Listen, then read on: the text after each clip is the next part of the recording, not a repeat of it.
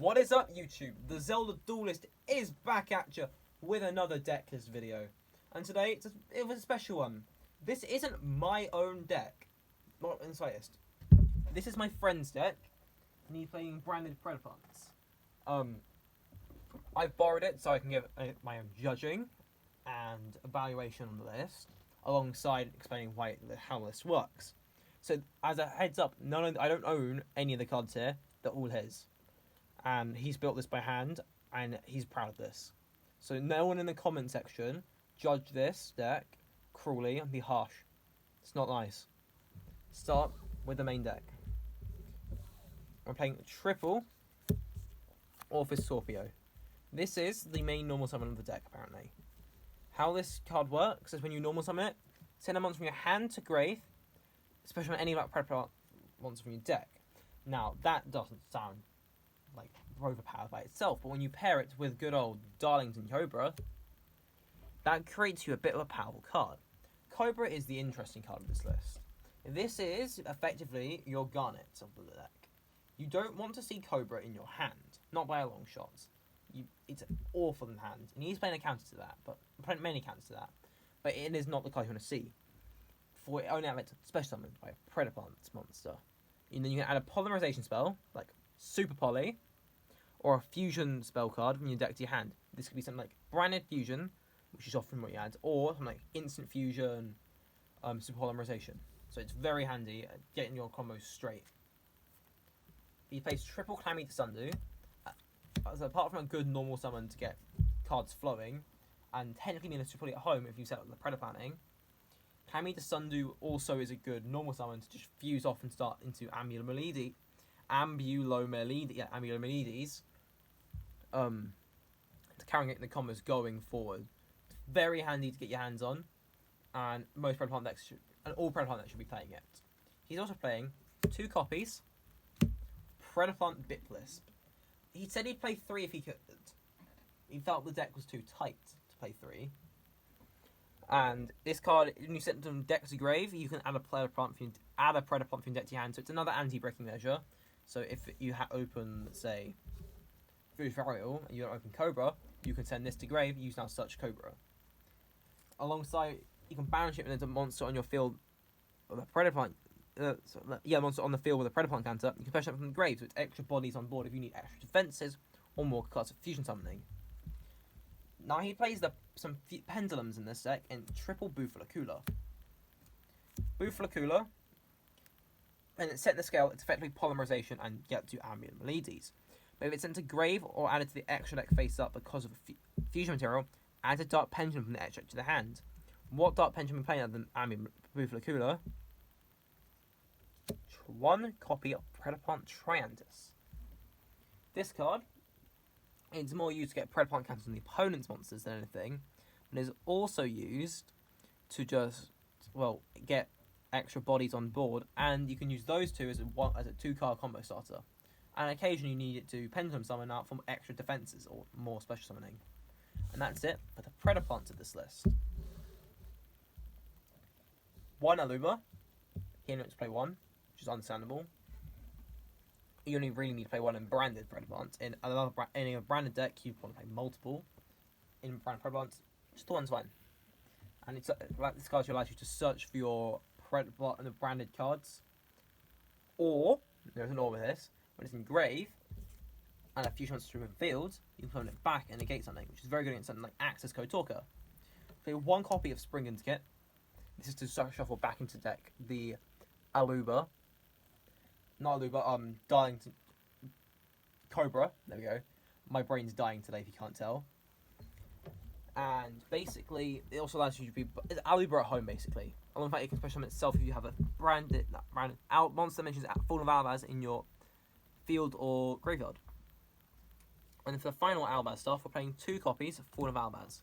This card, it's Super Poly at home if there's normal summon in a second, or I do mean you use it from deck to get Lubellion, Albion, or Mirrorjade. And the final card I'm going to count is an Albaz card. We have Ra's Disciple for the Rarlock, because this deck does everything apparently. For hand traps, we are playing triple copies of Effect Failure. This card, it's light, so it's helpful for fusion summoning out Albion, a branded dragon, alongside it not being once per turn and very powerful against something like Kashtira or a Mirror Match. It's very good against those meta cards. Now, this deck was built back before the ban this was out, so it's still pre-Photon Hypernova. So heads up, so you don't know about Kashtira and building this. So we have 2 DD Crow as a counter to Tear Element, and 1 Ghost Spell in Haunted Mansion. Now, DD Crows I think you can start cutting soon for more either Ghost Spells or Ash, but Ghost Spell can definitely stay for the next couple of formats. I find it very good against, obviously branded. That's coming out.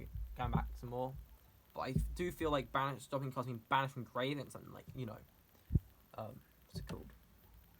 Kashtira. It's very powerful. And the final hand trap, 1 Ash. He had 2, but he's lost 1. So, good old 1 of Ash. Now we get into the spells. We're playing triple copies of Predaplant. This lets you special summon out any Predaplant monster from your hand. Now, generally, that'll be something like either Kami Sundu or Cobra. Not Cobra. Scorpio. However, in some poor scenarios, it has to be like Bufakula or Triantis. Just get the Scorpio from deck straight to hand. You can normal summon it. And it basically starts your combos off. There's a lot of 1-card combo starters in this list, and that's very powerful, especially if one fails, you've got plenty of backups. Triple copies, branded fusion. This is standard in any branded deck, and I don't need to explain what this does. If you need to know what it does, I recommend pausing and reading the card effect or Googling it. For 1-card combo starters, 1 Foolish Burial, send Bit plus such, or for Scorpio, boom, you got your normal summon out. 1 instant fusion. I thought this card was going to get hit in the ban list, and I warned him against using it. He kept hold of it, and this card does it. Literally summon out your 1-card fusion card, combo card, in Amulet Meledes. Get to him later. And the cost of 1,000 life points, and it's destruction in the end phase. Generally, he fuses it off by then, so it doesn't matter. 2 copies of branded opening that you get Aluba from deck, so now you have branded fusion, which is now another 1-card combo starter. I think you can see some similarities here. And with Brand Fusion, as a heads up, you either send Raza Disciple, Veiler, or Bitpless, but sent from deck to grave. And for defensive spells, triple copies of Super Poly. Because you can search this. You can search this card, which I find to be so disgusting. It's so good. And it's a bane of my existence. And also, it's just spell speed 4. You literally can't respond to this. You activate this, you can just win games by itself by removing something like, I don't know, your opponent's Mirror Jade Draxpelia for a Starving Venom, or like Mirror Jade Draxpelia for your own Draxpelia. It's very powerful. Finding 1 call by the grave to stop other hand traps. And then we get into the 2 traps of the deck. Obviously, if we're playing Raza Disciple, we're playing 1 Branded Expulsion. Branded Expulsion, if you don't know, this basically allows the Rarlock set up by attributing a fusion monster, target 2 monsters in grave, or banish, and either player's grave or banish. Switch them to either field, or if you attribute a monster mentioned Fallen Valbaz, summon it to just your field. Generally, you attribute any fusion monster, give them the Raza Disciple, use of anything else, they can't play the game anymore, unless they're playing Flu, which is dying thanks to the ban list. Because who wants to play Flu on? He's not the biggest win con. The final one we're playing, this is a card I had to get him to explain to me. It's Predaplanting. This card lets you do 2 things. Apart from send Bitplist to deck from deck to grave, also lets you set up Predaplant counters on everything. Not just, your monsters. Every monster on the field. Meaning, you summon out Triffy Overton, that's a big ass monster. You summon out Climbing Sundu, well, that's Super Poly at home. It's incredibly powerful. I never realised it. Alongside having a graveyard effect, surprisingly. If you choose a dark monster in your graveyard, except during damage step, banish it, just target a card in the field and destroy it. So it's even a pop at the same time. Overpowered Predaplant card. You want to play as many of these as you can. Not many. You need to play 1 of these in your Predaplant deck. You never want to run a deck without this. Into the extra deck. 2 copies of Amulet Meledes.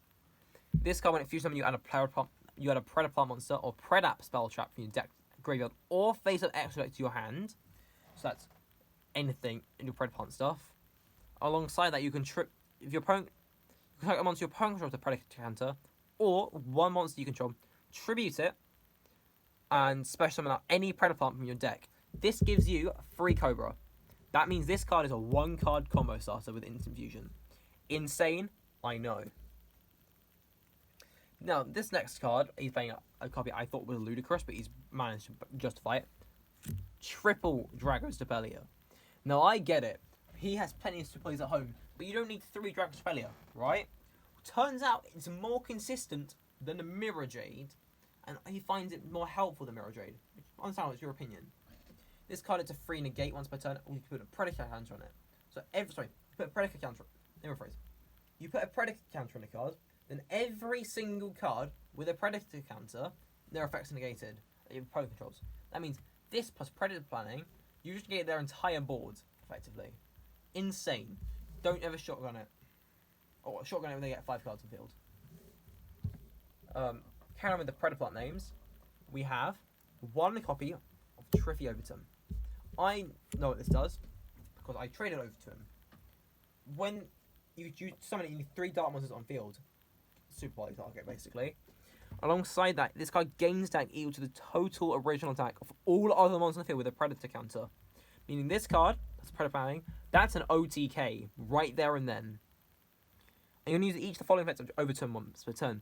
If you run a special summon the monster from the X deck, you can just negate it, I'm pretty sure. Yeah. Or you can just fusion the card, quick effect, negate the summon, and destroy that monster. So, I fusion summon my Dragon Failure. Nope, negate. Just summon, so you can't even Monster Reborn this, and destroy it. And the other effect is, if you're playing control a monster with a Predator counter, summon this card back from your graveyard in defense. Meaning, with Predator planning, you get infinite Overton. And that's it for the actual Predaplant names. Now the other 2, I'm counting as super poly targets, but they are, or in the anime, they are played in the Predaplant deck, so I'm counting them as technical Predaplants. In Starving Venom Fusion Dragon, don't need to explain this. You don't know what this does, go Google it. Like, it's basically just the best super poly target in the game at the moment. And basically, if it's Fusion Summon, you can make this card gain attack equal to a special summon monster. I mean, you can beat over any towers in the game. So, access code, bye-bye. That one Atticnista, the arrival Atticnista, goodbye. And when this card is sent to grave, you can destroy everything. Now, when niche character comes up, you can use this card to steal an effect of a monster that works. So, if for example, you target Mirror Jade, this is now a Mirror Jade and it has its effects. So, it's a very handy card to have at your disposal. The other one is his boss monster. His favourite card in this deck, Greedy Venom Fusion Dragon. This card is just a retrain of this. It doesn't see as much play because it's more Predaplant based. To summon this, you need 1 Predaplant monster and 1 Dark monster whose original level is 8 or higher. And it must be fusion summoned. Once per turn, you can target a face-up monster on the field. So at the end of this turn, change its attack to 0 and negate its effects. And then if this card is destroyed, destroy as many monsters as humanly possible on either field. And then you can, I think it says you can banish 1 level 8 or higher Dark monster from your graveyard, summon this card back. So it's pretty damn good. So it's not even a hard one, but you have multiple of these. You can just keep doing these repeatedly. Very good. You only ever need the 1 though. That's his boss card. So there you go. And then for the branded cards, standard 2 Albion, 2 Rebellion, 2 Mirror Jade. If you've been watching my channel for a while, or even any branded robot, you should see these are pretty standard now. So you want to cut out a Rebellion for 3 Albion, or an Albion for 3 Rebellion. Like, you don't want to play each of these. I'd say these are the perfect ratios as a branded player myself. Final Fusion Monster, 1 Masquerade because it looks cool, and who doesn't love funny tax dragon according to him.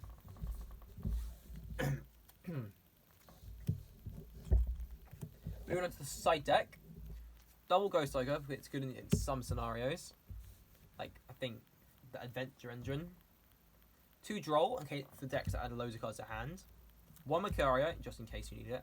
And he is playing 1 D-Shifter, because it was an out-to element. Now, it ruined this deck. You can't activate Scorpio with D-Shifter up. You can't activate, well, kind of bit place and whatnot, but he needed this card to beat Tillerman basically, which I understand, but I wouldn't have done it myself personally. You would play Marsh Range 2 with Dark Claw, and that's it for the monsters, which are all hand traps. So this are in other hand traps generally. For spells, you have triple Dark Ruler no more. Again, no need to explain what Dark Ruler does. If you know Yu-Gi-Oh, you know what a Dark Ruler does. Negate still cards. Opponent's field, they just don't take damage. So it's making a good board breaking card. The other cards you play, one Spellbound he pulled randomly. So and one D-Barrier just to stop, link summoning or fusion, synchros, Xyz, etc. Which is very, reasonable. And D-Barrier called Pendulum is one of the most destructive things I've ever seen. And that was this deck profile. Thank you all for watching.